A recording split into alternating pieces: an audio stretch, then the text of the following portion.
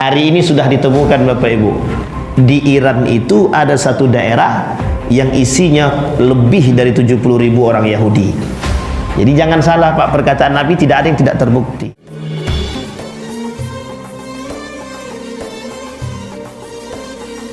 Beliau mengingatkan, carilah mati yang baik, bukan hidup yang mulia. Hidup yang mulia ini banyak yang bisa dapat, tapi mati yang mulia ini susah yang mencari. Berarti mati yang mulia itu bisa dicari? Bisa. Mati adalah ketetapan Allah, betul. Takdir Allah kalau sudah terjadi, na'udzubillahi min dzalik, matinya dalam keadaan kecelakaan, tidur dan lain sebagainya, itu adalah takdir Allah yang sudah ditentukan dan ditetapkan oleh Allah. Tapi sebelum itu kita punya kesempatan untuk mencari kebaikan itu. Nah, itu yang kemudian yang kita lakukan. Sehingga mudah-mudahan kita bisa menjadi orang-orang yang mencari kematian yang baik. Amin ya rabbal alamin.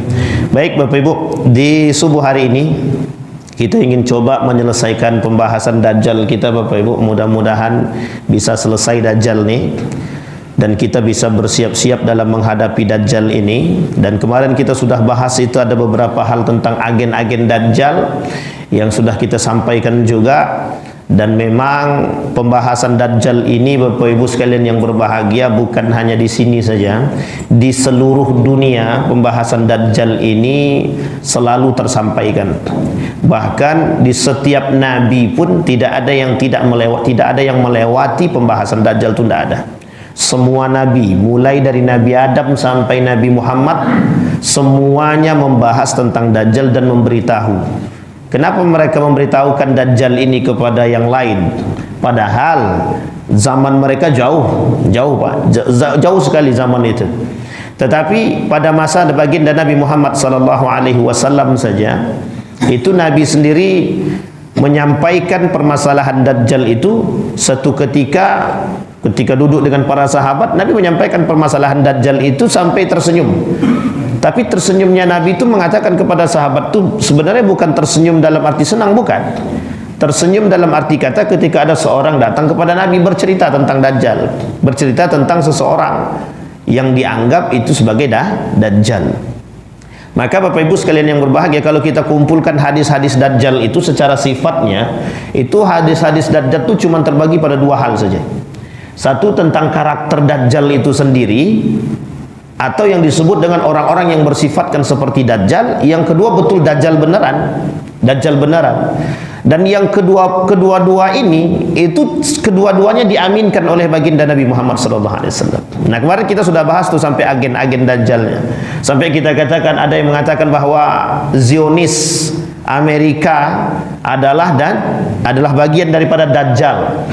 Bahkan dalam satu riwayat mengatakan begini, ada Dajjal di antara para Dajjajil. Jadi Dajjal di antara para Dajjajil. Ada Dajjal yang Dajjalnya itu karakter, sifat, di antara para Dajjal yang lain gitu deh. Ternyata masih ada namanya Dajjal Akbar yang lebih besar nanti, Dajjal utamanya gitu deh. Nah, Dajjal utamanya ini yang kemudian dipersoalkan oleh para ulama. Tetapi yang paling berbahaya kata para ulama bukan hanya sekedar Dajjal Akbarnya nanti, Dajjal yang beneran datang. Bahkan yang paling penting untuk diawasi itu Dajjal sebelumnya gitu. Nah, maka bahasa ini sebenarnya sudah ada pada masa Nabi. Jadi kalau kita ada mendengar orang-orang memang Dajjal kau ni Dajjal kata dia, itu sebenarnya masa Nabi sudah ada. Sudah ada pada masa baginda Nabi Muhammad sallallahu alaihi wasallam. Satu ketika baginda Nabi Muhammad sallallahu alaihi wasallam itu didatangi oleh para sahabat Nabi, termasuk Umar bin Khattab. Sampai-sampai Umar bin Khattab itu sangat-sangat percaya sekali. Datang seorang pemuda ke kota Madinah, dan di kota Madinah tersebut orang-orang menganggap pemuda ini itu dengan karakter dia yang suka berdusta dianggap Dajjal. Sampai-sampai Umar bin Khattab mengatakan ini Dajjal beneran, ini Dajjal beneran. Namanya Ibnu Siyad. Jadi ada beberapa nama yang ketiga, sekitar 3 nama lah, tiga nama ini pernah terjadi di masa baginda Nabi Muhammad SAW, dan mohon maaf pada salah satu di antaranya itu ada yang dianggap keraguan-raguan Nabi tentang bahwa dia betul dajjal atau bukan. Nabi loh, kata Nabi ini dajjal atau bukan, ya Nabi saja ragu.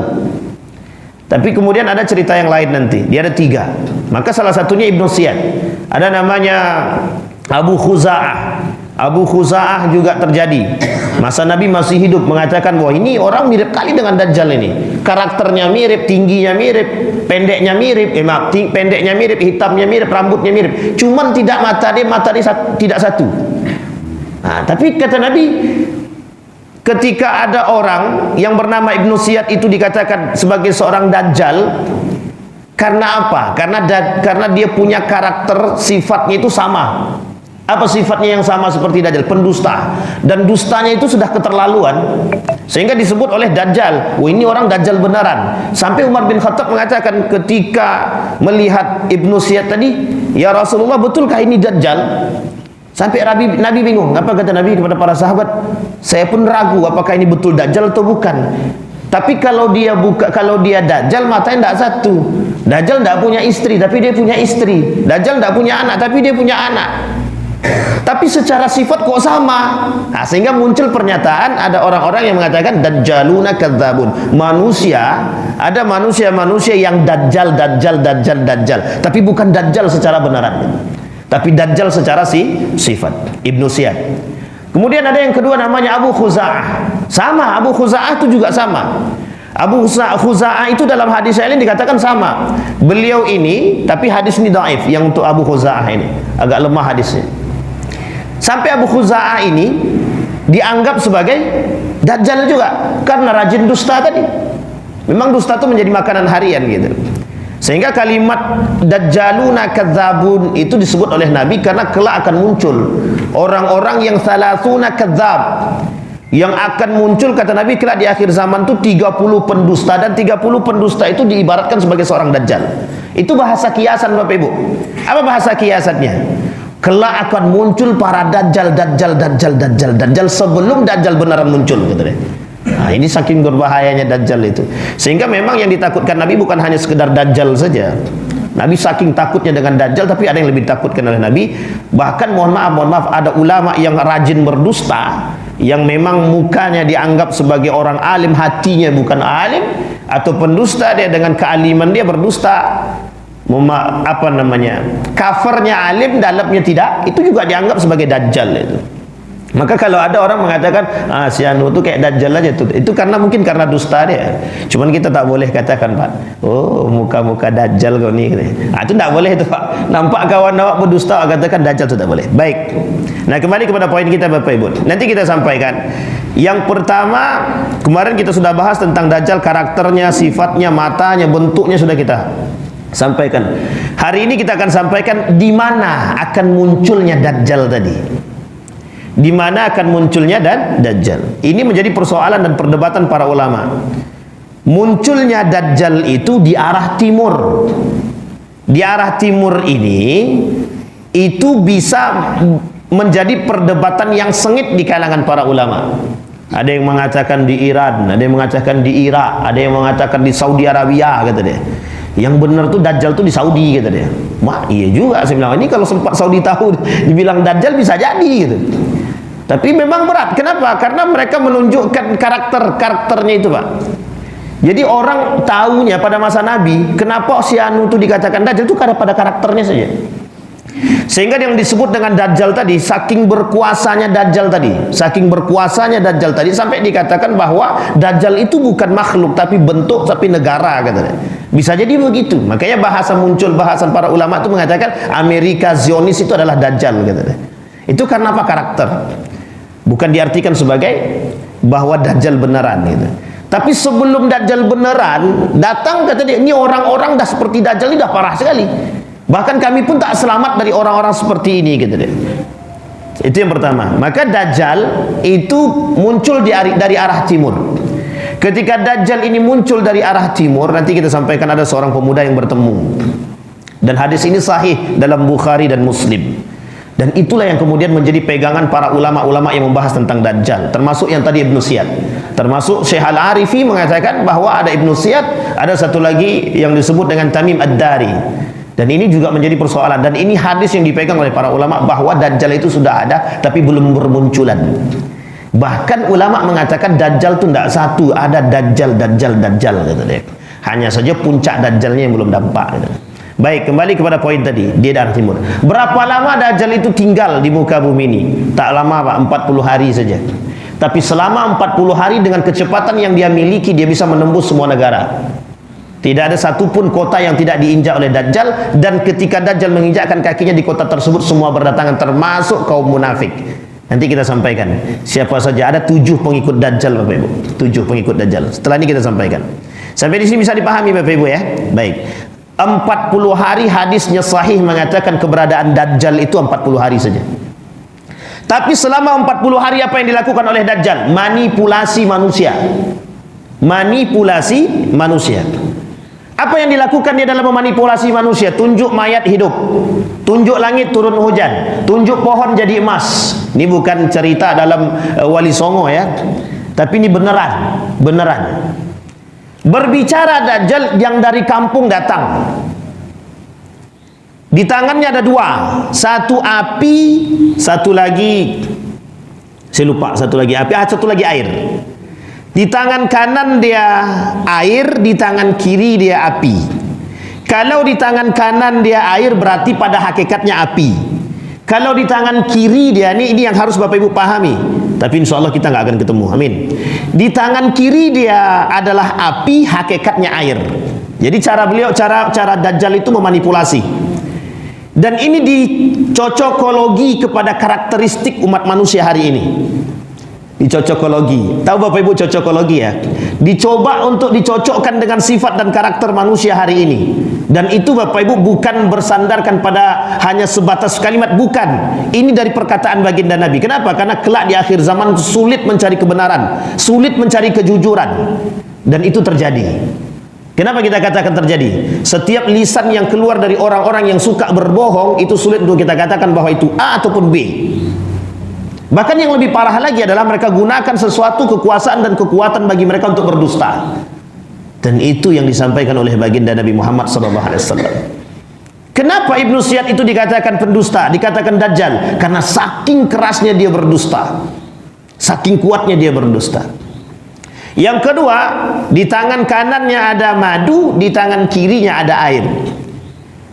Dan ini terbalik. Saking maaf, di tangan kirinya racun. Yang di tangan kanan madu bisa jadi racun, yang di tadinya di racun bisa jadi madu. Benar di tangan kanannya, salah di tangan kiri dia. Hakikat benar di tangan kanan adalah salah, hakikat salah di tangan kiri adalah benar. Bahasa lainnya adalah membenarkan yang salah, menyalahkan yang benar, mengharamkan yang halal, menghalalkan yang haram. Itu yang terjadi. Sehingga karakter selanjutnya adalah bermunculan orang-orang di muka bumi ini yang menghalalkan yang haram dan mengharamkan yang halal, mengaburkan yang benar. Bermunculan orang-orang yang membenarkan yang salah dan menyalahkan yang benar. Itu bermunculan. Karena nanti 3 tahun sebelum kemunculan Dajjal itu, kata Nabi, 3 tahun sebelum kemunculan Dajjal itu masa gentingnya. Puncak daripada masanya sebelum Dajjal yang benaran muncul itu adalah gentingnya adalah ketika paceklik bermunculan. Orang-orang pendusta sudah bermacam-macam manusia. Sudah genting semua permasalahan. Korupsinya merajalela, pezinahannya merajalela, ribanya merajalela. Sudah tak terhindarkan lagi. Sehingga muncul murkanya Allah, Allah berikan paceklik di masa 3 tahun itu. Nah, ketika masa paceklik itu bermunculan, Dajjal datang, yang tadinya paceklik nggak jadi paceklik lagi. Yang tadinya tidak turun hujan, ditunjuknya ke atas langsung turun hujan. Nah, sehingga dengan kehebatan itulah kemudian orang-orang menganggap Dajjal itu adalah orang alim, orang soleh, orang pintar. Bahkan Dajjal menganggap diri dia ketika itu adalah Tuhan. Sekarang ada nggak manusia yang menganggap dirinya Tuhan?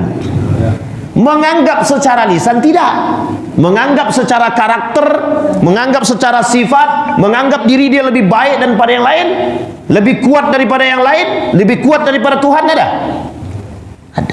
Ada orang-orang yang sok berkuasa sehingga menafikan keberadaan Allah. Itu Tuhan baru itu namanya.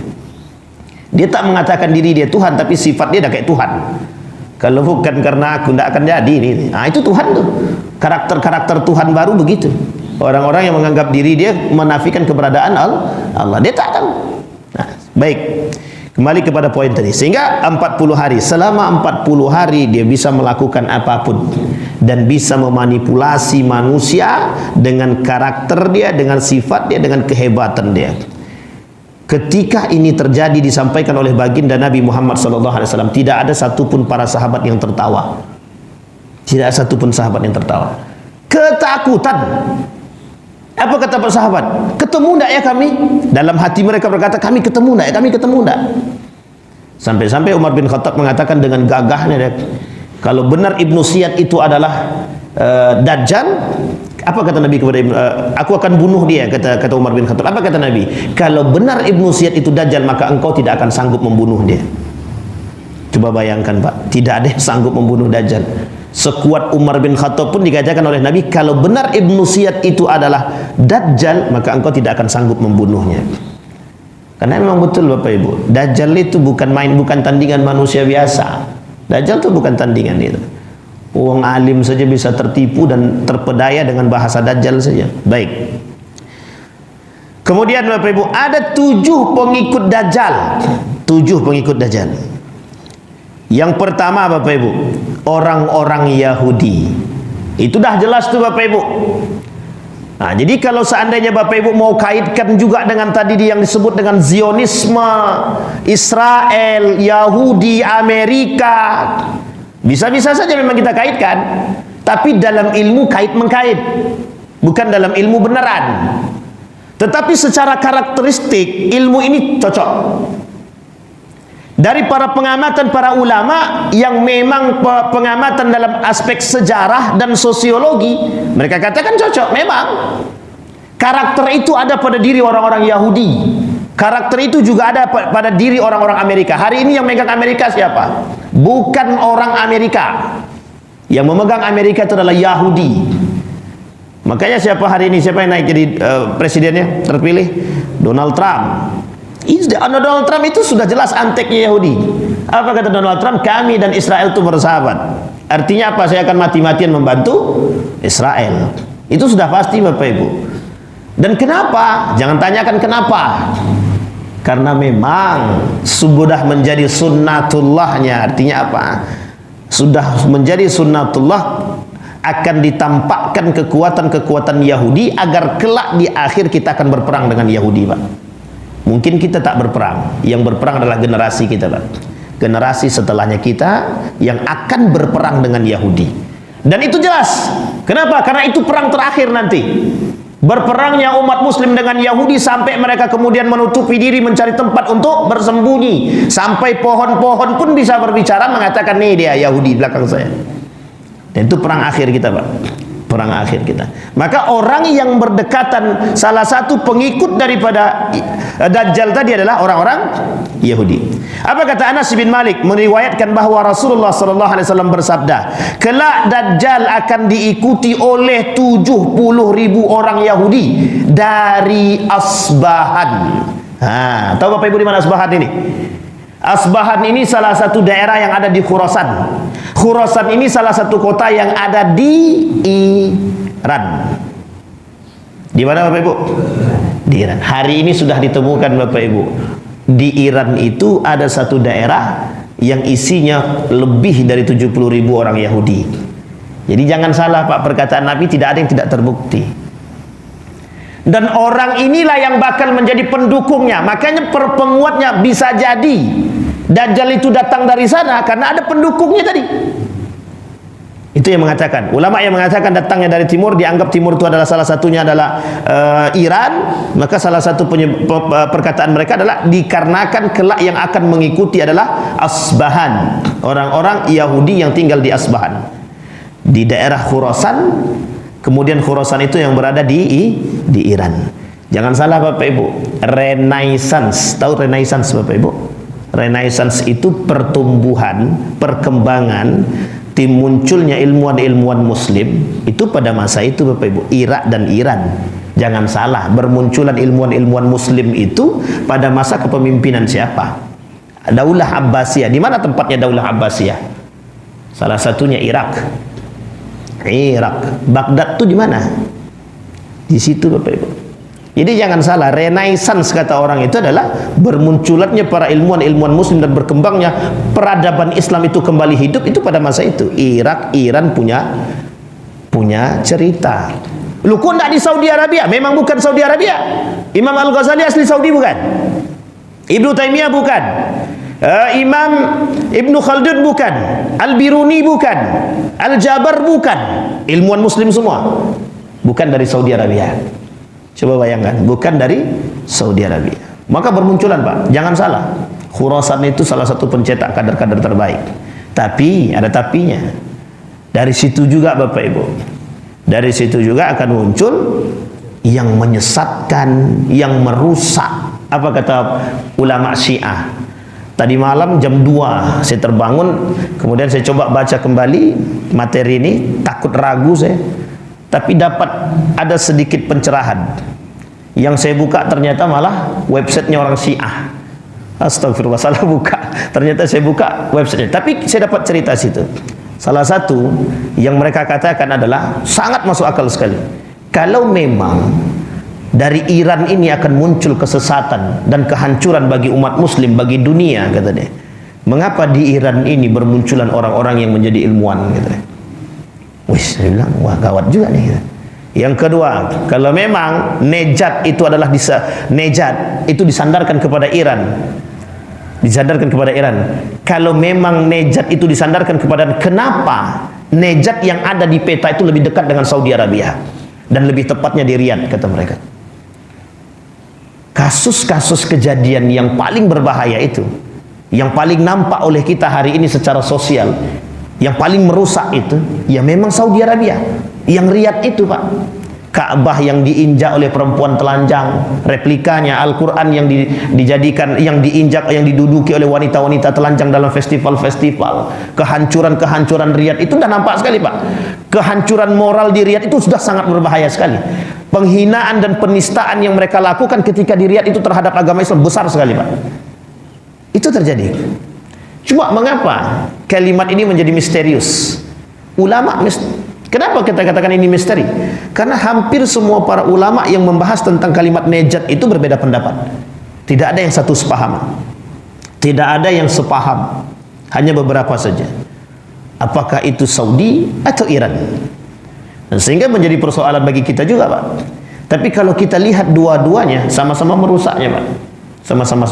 Tapi yang paling berbahaya di antara dua ini Bapak Ibu, ada tipu daya muslihat yang kita sebut dengan taqiyah yang ada di negara Iran. Saya lebih condong mengatakan itu Iran. Kenapa saya katakan lebih condong mengatakan itu Iran? Karena Iran ini salah satu kota yang dengan penuh tipu daya. Sampai-sampai orang tidak tahu gerak politik daripada Iran itu sendiri.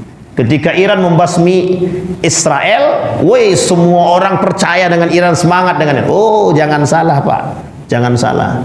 Sudah pernah dilakukan oleh Syiah sebelum saat ini Pak. Dan itu adalah permainan politik Iran yang tidak pernah diketahui orang. Jangan salah, itu politik kedua Iran Pak. Iran biasa bermain politik dengan demikian. Satu-satunya gertakan Iran yang berani mereka lakukan kepada Amerika, embargo Selat Hormuz, kata dia. Kocar kacir Pak Amerika Pak, langsung Amerika turun, langsung Amerika krisis hanya karena gertakan. Amerika Pak, maaf Iran Pak, ketika diancam oleh Saudi Arabia tidak boleh lagi masuk ke Saudi Arabia, tidak boleh berhaji, tidak boleh melakukan umrah, apa kata mereka? Santai saja, santai saja. Mereka buat propaganda yang lain. Akhirnya Saudi berantem dengan Yaman, kemudian berantem lagi dengan yang lain, terjadi Saudi dengan Amerika konflik. Itu penyebabnya mereka Pak, bukan salah. Jangan salah dengan gerak politik daripada Iran itu, rusak Pak, berbahaya. Iran itu berbahaya, sangat berbahaya sekali.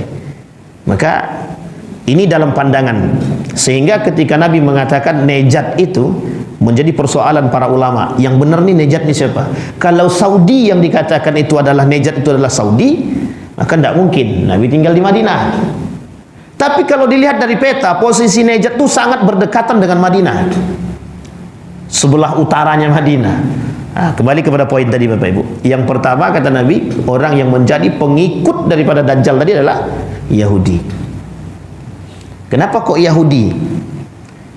Yahudinya Yahudi mana? Israel kah? Palestina kah? Bukan. Karena umat muslim ini akan berangkat ke Palestina, Pak. Satu-satunya tempat yang paling aman di muka bumi ini kelak adalah Palestina. Dan akan berbondong yang tersisa umat muslim yang sedikit itu, yang benar-benar berpegang teguh, yang dianggap yang paling aneh, yang masih berpegang teguh dengan nilai-nilai agama, itu yang disebut dengan aneh pada masa itu. Pada masa itu semuanya pendusta, kecuali segelintiran umat muslim yang selamat, yang diselamatkan. Itulah kelak yang akan berhijrah dan beruzlah. Bapak Ibu paham kenapa dalam salah satu cara selamat daripada Dajjal itu apa? Membaca surat Al-Kahfi. Baik, poin utama dari surat Al-Kahfi itu apa? Poin utamanya, Pak, apa dari surat Al-Kahfi itu? Tentang apa nih Al-Kahfi ini? Al-Kahfi tentang apa? Seorang cerita tentang pemuda. Apa yang dilakukan oleh pemuda tadi? Masuk ke dalam gua. Ngapain dia? Beruzlah. Agar apa? Tetap bisa menjaga keimanan dia. Itu yang disebut, Pak. Jadi inti poinnya kelak, orang yang berangkat ke sana adalah uzlah terakhir, Pak. Jadi uzlah terakhir. Dajjal memang tak bisa masuk ke dalam Mekah dan Madinah, tak bisa masuk. Betul, Dajjal tak bisa masuk Mekah Madinah. Sampai dikatakan oleh Dajjal, tempat yang hanya dua tempat yang tidak bisa aku masuki. Satu Mekah dan Madinah. Setiap aku melangkah ke sana, bermunculan 70.000 malaikat memegang pedang untuk menghancurkan diriku, kata dia. Itu sampaikan Nabi dalam hadisnya. Meskipun derajat hadisnya dhaif, tapi ada yang menghasankan.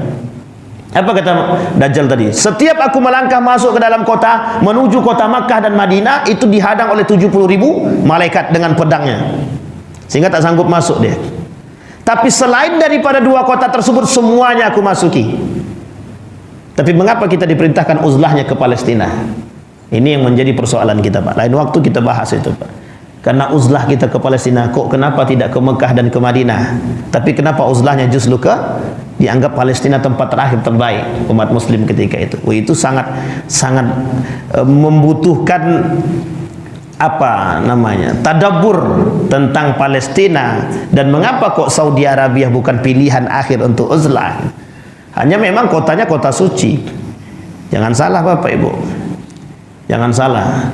Di kota suci memang kota sucinya ada, Mekah dan Madinahnya. Tapi jangan salah, di situ kan sudah banyak itu Abu Jahal, Abu Lahab dan Abu Gosok yang lain itu kan banyak di situ. Abu-abunya itu orang munafik di sana, Pak. Di Madinah itu sebelum dibersihkan oleh Nabi, sebelum diusir oleh Nabi, isinya manusia munafik semua. Nabi di situ. Ketika Nabi sampai di Madinah, manusia munafik sudah kita bahas kan 30 karakter orang munafik tadi. Orang-orang munafik itu tinggal di Madinah sama Nabi. Sebelum mereka pada akhirnya membuat ulah, kemudian diusir sama Nabi. Setelah diusir sama Nabi, termasuk Abu Ubaid bin Salul. Abu Ubaid bin Salul itu gembong munafik itu bukan diusir lagi, mau dibunuh, kabur, lari, sehingga bukan meninggal di Madinah. Bersih Pak Madinah ketika itu. Tapi kelak di akhir zaman, subhat sekelilingnya Pak. Ingat Pak ya, subhat sekelilingnya. Sekeliling kota Madinah dan kota Mekah itu akan bermunculan para subhat-subhatnya Pak. Akan bermunculan subhat-subhat, karakter-karakter yang buruk dan lain sebagainya, dan kelak akan dihancurkan oleh Allah. Di situ Bapak Ibu. Baik, poin yang kedua. Kelompok yang kedua yang akan mengikuti Dajjal, Khawarij. Khawarij kan sudah tidak ada, Neo Khawarijnya ada. Khawarij memang sudah tidak ada, tapi karakter-karakter Khawarij itu ada. Orang yang menganggap diri dia paling benar, Khawarij itu Pak. Darah selain daripada mereka itu darahnya halal, Khawarij. Kami hanya berhukum dengan Al-Quran, Khawarij.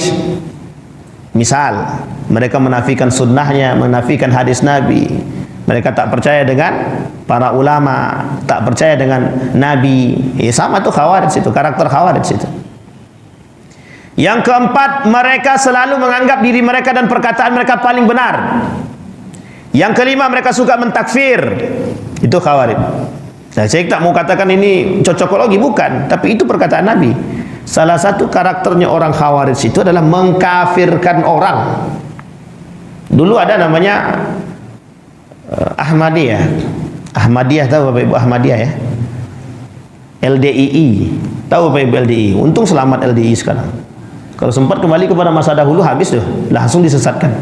Masuk masjid kaki awak pun nipelnya, bukan kaki sih, bekas. bekas kaki kita pun dipel. Ada cerita unik tuh, masuk saya di Yogyakarta, Pak, masuk saya ke dalam masjid, rupanya masjidnya masjid DII. Keluar dari masjid itu bersihkan ya. Oh, saking najisnya kaki kita. Apa kata mereka? Selain daripada mereka itu semuanya najis katanya. Selain daripada golongan mereka semuanya najis. Tapi sekarang tak begitu lagi. Khutbah Jumatnya aja pakai bahasa Arab. Mau paham tak urusan lah katanya. Yang penting khutbah bahasa Arab sesuai dengan apa yang terjadi pada masa baginda Nabi Muhammad SAW. Pada masa Nabi kan bahasa Arab, iyalah itu bahasa mereka. Kalau sempat dibawa ke sini, semua misalnya pakai khutbah Jumatnya di sini pakai bahasa Arab, kira-kira paham tak tuh? Yang paham anak pesantren, Pak. Yang paham yang bisa bahasa Arab, yang nggak bisa bahasa Arab, yang nggak paham. Bermunculan tuh. Nah, Khawarij di sini adalah karakter, bukan Khawarij orang-orang Khawarijnya, tapi karakter manusia menyerupai Khawarij. Bahkan hari ini disebut dengan Neo Khawarij, orang-orang yang begitu menyerupai sifat-sifat karakter Khawarij. Apa karakter Khawarij sudah kita sampaikan, Pak? Yang tadi, salah satu diantaranya adalah suka mengkafirkan orang. Dan ini Bapak Ibu terjadi, sudah mulai menampakkan diri orang-orang yang suka mengkafirkan orang lain. Bahkan hukum takfiri terhadap orang lain itu hukumnya haram, kecuali orang yang berilmu terhadap orang yang berilmu. Nah, kalau sekarang kan tidak berilmu, dia mengkafirkan orang, kafir kau ini tak masuk neraka, tak masuk surga orang macam kau ini. Dan dia pula yang punya surga, dia pula yang punya neraka sekarang kan. Bisa mengkafirkan orang, bisa memasukkan orang ke dalam surga dan neraka. Besoklah kita daftar. Sampai sini paham Bapak Ibu ya? Ini karakter Pak Khawarij. Nabi bersabda bahwa akan tumbuh pemuda yang fasih membaca Al-Quran, kata Nabi, tapi cuma sampai di tenggorokan. Mereka tidak paham, kata Nabi. Setiap kali sekelompok dari mereka muncul, maka pantas dihancurkan, kata Nabi. Sampai dalam hadis yang lain dikatakan, dalam satu riwayat, dalam satu kitab, judulnya Mauqiful Fitan Indal Ulama itu. Apa kata Nabi dalam hadis itu? Kata Nabi, kalau kalian ketemu dengan orang seperti ini, kata Nabi, bunuh, kata Nabi. Ingat Bapak Ibu ya, tapi bukan di sini. Itu masa Nabi. Kalau nampak Bapak Ibu orang yang suka mengkafirkan, kita bunuh, kita masuk penjara. Sampai sini paham? Karena ada kebebasan setiap orang beragama. Hanya saja kita juga dijaga oleh undang-undang. Apa undang-undang? Sesat. Aliran kalau dianggap aliran sesat, kalau tak dianggap aliran sesat, selamat. Sampai di sini paham? Kita yang membunuh masuk penjara. Tapi Bapak Ibu, begitukah kata Nabi? Iya. Kalau ketemu dengan kelompok seperti itu, kata Nabi, berantas, habisi. Itu Nabi yang ngomong. Tapi bahasa ini itu untuk waktu itu. Karena setiap negara punya kebijakan. Artinya apa? Apa yang lebih baik? Sekalipun yang bermunculan itu hanya sedikit, habisi. Gimana cara menghabisinya? Jangan kasih tempat. Jangan kasih tempat. Kalau dikasih tempat, berarti selamatlah Pak. Apa yang selamat? Selamatlah menikmati. Maka apa? Tidak ada satu orang awam pun yang tidak akan terpedaya dengan perkataan mereka. Kita ambil contoh. Ada namanya Harura. Harura ini salah satu daerah perbatasan Irak. Ketika Ali bin Abi Thalib pulang daripada perang Siffin. Pulang 200 lebih yang keluar dari barisan Ali itu. Mereka keluar dari barisan Ali, tidak ikut sama Ali pulang ke Irak atau Kufah. Mereka pergi ke perbatasan Pak, di daerah-daerah Irak tadi Pak. Di situ bermuncul salah satu daerahnya namanya Harura. Disitulah munculnya kaum-kaum Khawarij. Siapa mereka? Orang-orang pinggiran Pak. Orang-orang pinggiran, mohon maaf yang ketika itu disebutkan yang agamanya pas-pasan, tapi ketika didatangi orang yang fasih membaca Al-Quran, hafal Al-Quran, mengerti Al-Quran, menjadi sangat diagungkan sehingga mereka semua terpedaya. Nah, ketika bahasa mereka sampai kepada kaum awam tadi, apa yang mereka sampaikan? Kita harus berpegang teguh kepada Al-Quran. Kembalilah kepada Al-Quran dan Sunnah. Betul apa tak betul? Sama Pak, itu bahasa yang zaman dahulu Pak. Jadi bahasa yang hari ini kita dengar itu sama bahasanya dulu. Bahasanya kaum Khawarij dahulu. Kenapa kok bisa begitu, Ustaz? Memang begitu Pak, dalam sejarahnya begitu. Sampai apa yang dilakukan oleh Ali bin Abi Thalib. Yang unik daripada karakter Khawarij ketika itu Bapak Ibu, mereka hanya akan membunuh sekalipun jika bertentangan dengan pemahaman mereka. Mereka bunuh Pak, bukan lagi hanya sekedar gusir ya, dibunuh. Apa yang dilakukan oleh Ali bin Abi Thalib ketika itu? Yang tadinya hendak kembali berperang menemui Muawiyah, berputar Ali, putar kepala, langsung ke Harura. Semua para sahabat yang ikut ketika itu dan para panglima-panglima perang ketika berputar semuanya, dihabisi oleh Ali bin Abi Thalib. Nama perangnya apa, Pak? Ada yang tahu nama perangnya, Pak? Perang Nahrawan. Perang antara Ali bin Abi Thalib dengan kaum Khawarij. Habis. Dalam riwayat disisakan 10 orang. Dalam riwayat yang lain disisakan 5 orang. Dalam riwayat yang lain habis.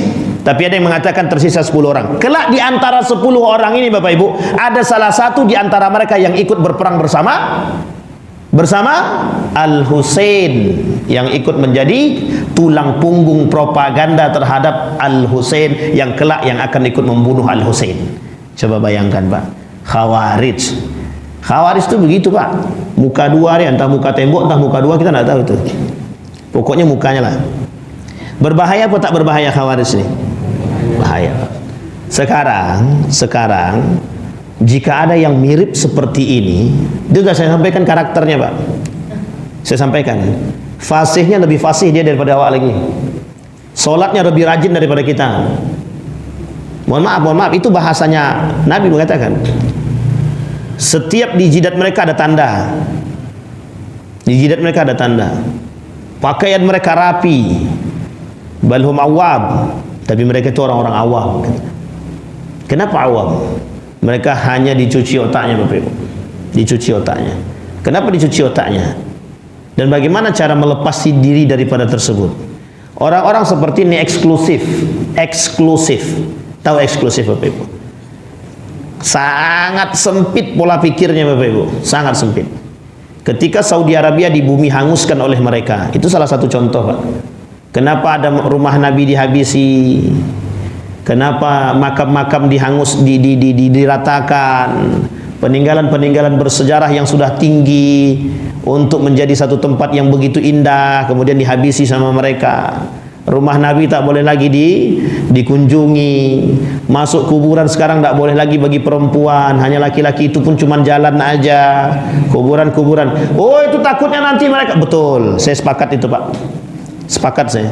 Kalau nanti ada orang-orang yang kemudian begitu memuliakan kuburan, iya. Itu kita sepakati, Pak. Kenapa kita sepakati? Banyak bermunculan kesyirikan, itu betul. Orang-orang yang kemudian memotong kain Ka'bah segala macam, oke, betul. Tapi ada yang lebih parah daripada itu, Bapak Ibu. Apa yang lebih parah? Semua yang tidak sejalan dengan mereka habisi, mereka bunuh. Itu yang dilakukan oleh Khawarij pada masa itu. Mohon maaf, Bapak Ibu, ketika itu ada kerjasamanya dengan Saudi Arabia. Saud ini, Bapak Ibu, dalam sejarah, terserah mereka mau katakan ini fitnah, dalam sejarah Saud itu bekerja sama untuk keluar dari barisan Daulah Utsmaniyah. Tidak ada satupun yang menolak kebenaran sejarah ini. Bayangkan. Coba. Ini karakter, Bapak Ibu. Tapi di dalam permasalahan itu muncul kelompok-kelompok Khawarij yang membumi hanguskan peninggalan-peninggalan Islam yang dianggap kelak akan memunculkan syirik, musyrik dan lain sebagainya. Oke, kalau hanya untuk kesyirikan dan kemusyrikan kita sepakat, Pak. Karena banyak orang-orang yang dari Afghanistan, Pakistan itu yang betul-betul berlebihan kadang-kadang. Kadang-kadang berlebihan. Tapi Bapak Ibu, perlu dikembalikan kepada pemahaman mereka. Imam Abu Hanifah, Imam Malik, salah satu di antara sahabat Imam Abu Hanifah itu datang ke Mekah tanpa sendal, Pak. Datang ke Mekah itu tanpa sendal. Masuk ke Madinah tak mau pakai sendal, Pak. Apa kata dia? Di sini bumi yang paling suci dan dikuburkan orang yang paling mulia. Kenapa saya harus pakai sendal? Kelak di hari kiamat akan menjadi pertanggungjawaban aku masuk ke tempat suci ini dengan baik. Nah, coba bayangkan. Dan itu tak salah, Pak. Artinya apa? Pakistan, Afghanistan itu kemana kiblat mereka, Pak? Cuman dua. Kalau tidak Imam Abu Hanifah, Imam Malik, atau Maliki atau Hanafi. Artinya apa? Mereka akan mengikuti apa yang dilakukan oleh ulama mereka. Sampai di sini bisa dipahami ya Bapak Ibu ya. Baik. Kembali pada poin itu tadi. Nah, yang kedua itu yang mengikuti adalah kelompok Khawarij. Maka pantas dihancurkan. Kemunculan mereka lebih dari 20 kali sampai kedatangan Dajjal. Sudah paham sampai sini Bapak Ibu? Lebih dari 20 kali mereka akan bermunculan. Artinya apa kalau lebih dari 20 kali? Pertama kali kapan? Kapan pertama kali, Pak? Masa Ali bin Abi Thalib. Setelah itu muncul lagi Al-Husain. Al-Husain, Pak, pada masa Al-Husain itu. Setelah itu Khawarij akan bermunculan dengan gaya-gaya mereka yang baru sampai hari kiamat, Pak, sebelum Dajjal datang. 20, Pak. Ini kalau kita runut baru 3, Pak. Masih berapa kali lagi muncul? Masih baru 3 baru. Kalau 3 berarti 17 kali lagi, Pak. Kalau memang betul 20. Artinya apa? Akan sering bermunculan, Pak, kaum-kaum Khawarij. Berarti sekarang udah muncul Khawarij, Ustaz. Tengok-tengok lah. Kalau memang ada yang mirip-mirip karakter dia, ya saya tak katakan mereka Khawarij. Tapi kalau mirip-mirip karakternya, mungkin. Tapi mudah-mudahan kita diberikan kekuatan. Artinya apa? Kita diberikan kacamata yang baik untuk melihat, Pak. Itu yang paling penting. Melihat dengan iman, melihat dengan mata, melihat dengan hati, bukan melihat dengan nafsu. Yang kita takutkan, mohon maaf, oh itu Khawarij itu. Ternyata kebencian kita berlebihan, malah kita kebalik, Pak. Awak pula yang Khawarij nanti. Kalau kita sama dengan mereka, berarti kita beda tipis saja, Pak. Mereka membenci, kita membenci. Mereka menyakiti, kita menyakiti. Mereka membunuh, kita membunuh. Berarti beda tipis kan? Berarti sama kedua-duanya sama-sama Khawarij. Terus bagaimana cara kita memberantasnya, Bapak? Caranya jangan kasih panggung, jangan kasih tempat, jangan perhatikan mereka. Allah sebut dalam Al-Quran, jangan duduk bersama mereka. Kalau kalian duduk bersama mereka, idzan antum mithluhum, kata Allah. Kalau kalian duduk bersama mereka, kalian beda tipis dengan mereka, kata Allah. Wah, ini berat, Pak. Ini kalau Dajjalnya begini bahas nih, Pak. Entah kapan-kapan selesainya Dajjal. Itu yang kedua, baru kedua.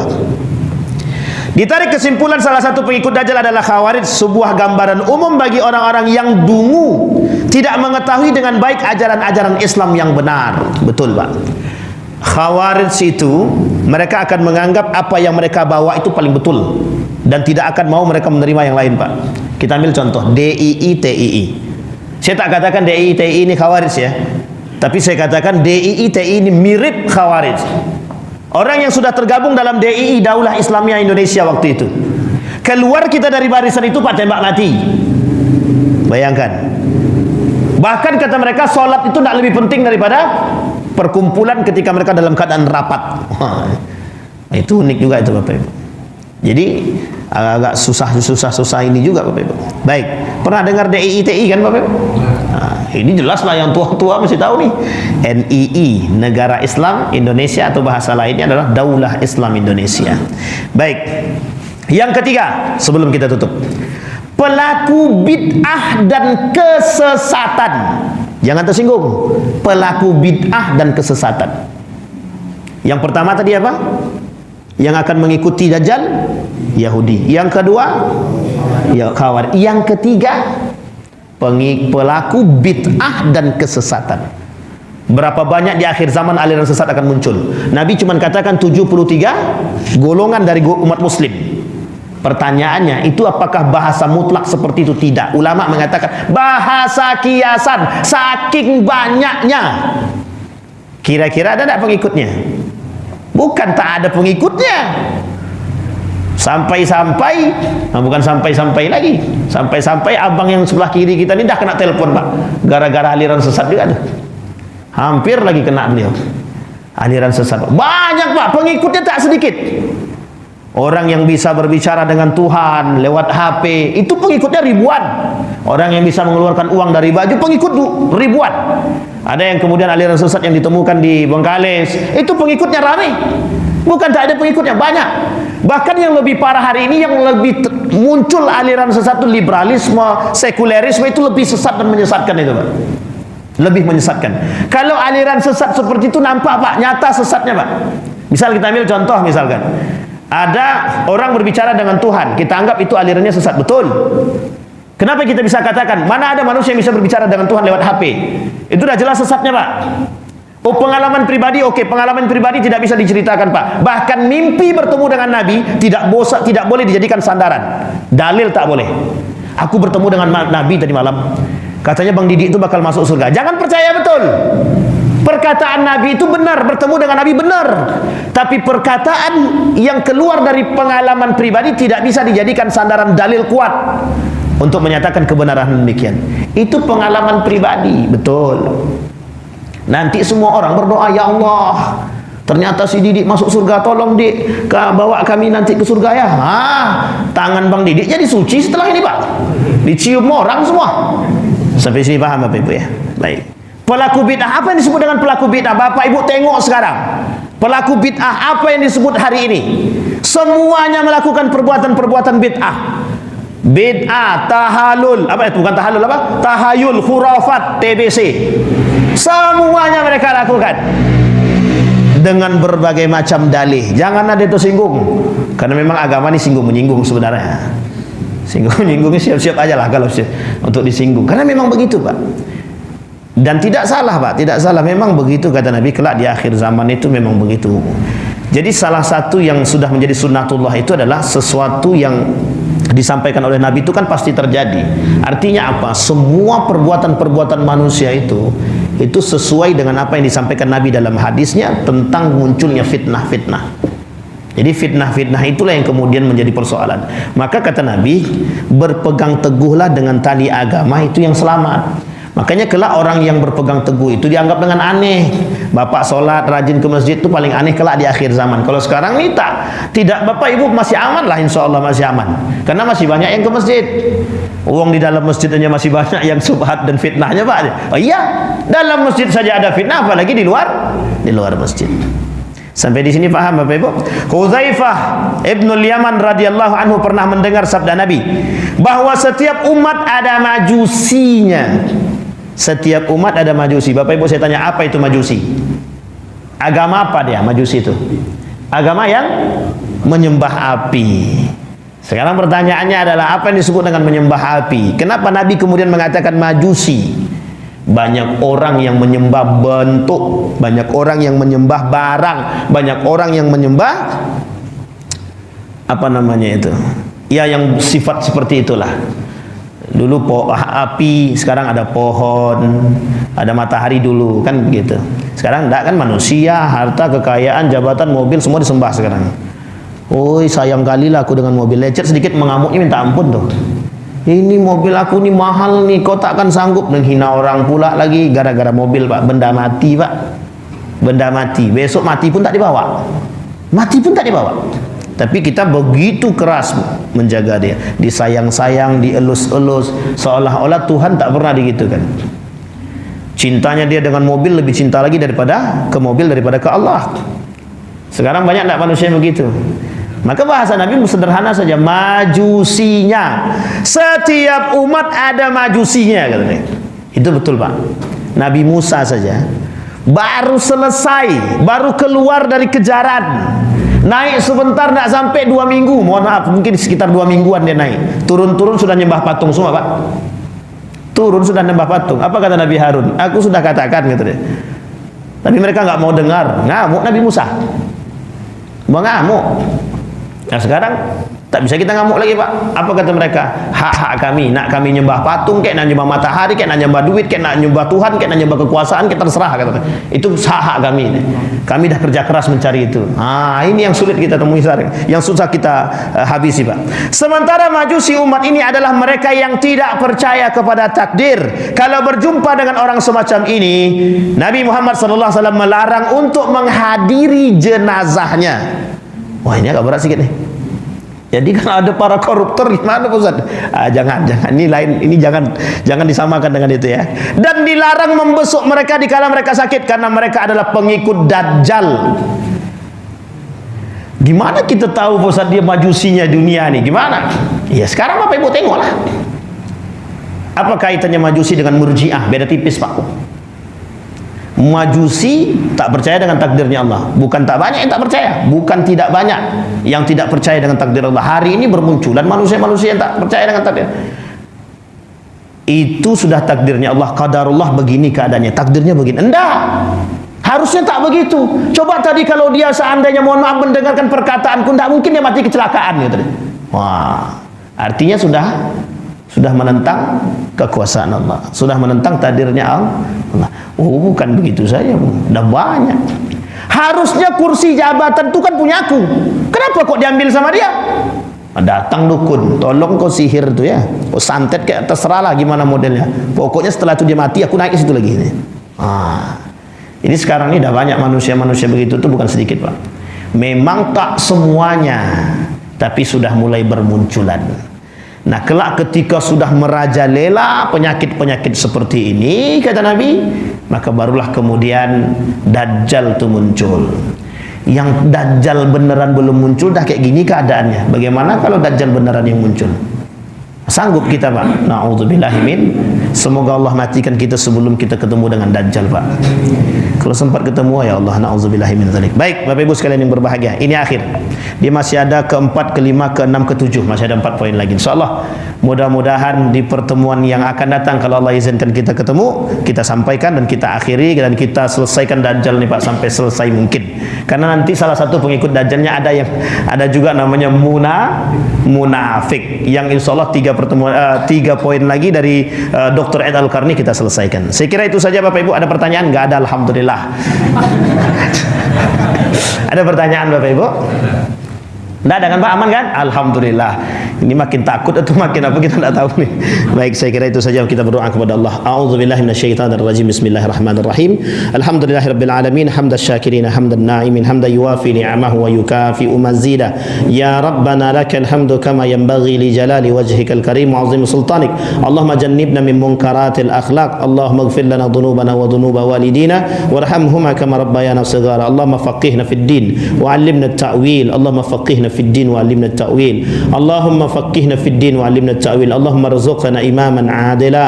اللهم ارزقنا إماما عادلا. اللهم انصر إخواننا المجاهدين في فلسطين وفي غزة وفي كل مكان. اللهم دمر اليهود. اللهم أهلك الكفرة والمبتدعة والمشركين أعداءك أعداء الدين. اللهم أعنا على ذكرك وشكرك وحسن عبادتك. اللهم جنبنا من منكرات الأخلاق وسيئات القلوب. اللهم جنبنا من الدجال. اللهم سلمنا من الدجال. اللهم سلمنا منه يا رب العالمين يا ذا الجلال والإكرام. ربنا هب لنا من الصالحين. اللهم اجعل القرآن العظيم ربيع قلوبنا ونور صدورنا وجلاء أحزاننا وذهاب همومنا وغمومنا. اللهم اختمنا بحسن الخاتمة ولا تختمنا إلا بحسن الخاتمة. ربنا آتنا في الدنيا حسنة وفي الآخرة حسنة وقنا عذاب النار والحمد لله رب العالمين. السلام عليكم ورحمة الله وبركاته.